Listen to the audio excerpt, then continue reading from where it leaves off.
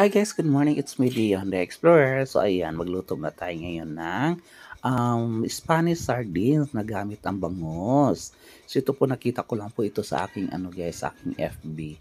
So ito po siya guys, meron po siyang mga ricado. Ayan, ang gamit kong mantika diyan guys is yung pang prito, pero actually pwede po talaga mas masarap yung olive oil kasi natikman ko na yung pang prito talaga sobrang nakakasawa na agad guys, nasuya ka.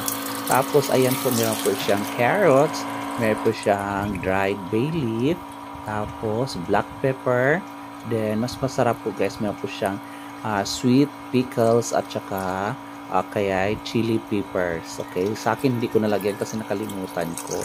Tsaka lagyan nyo rin siya ng guys, ng green olives, tapos black olives. Oo, yan ang mas masarap.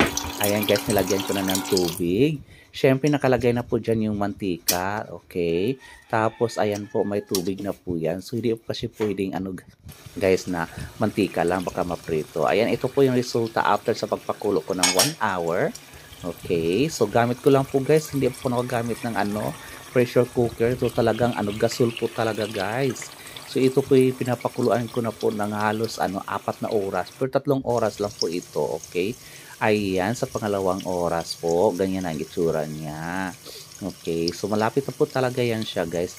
Actually, na po guys, sa 3 hours ko na hanggang niluto lang, siya, malambot na po yung kanyang tinik guys. Hindi po yan siya, guys, inaalis yung mga kaliskis niya. Ang sarap guys, promise. Okay, tignan nyo po yan sa itong pangatlong Ayun, ito na po yan guys, so ang finished product. So, ayan, masarap siya guys, kaso nakakasuya kasi yung mantika na gamit pang prito. Mas masarap talaga guys yung olive oil. Okay. Ayan. Sobrang lambot niya guys. So, lalo na pag 4 na oras siguro, ayan, malambot talaga.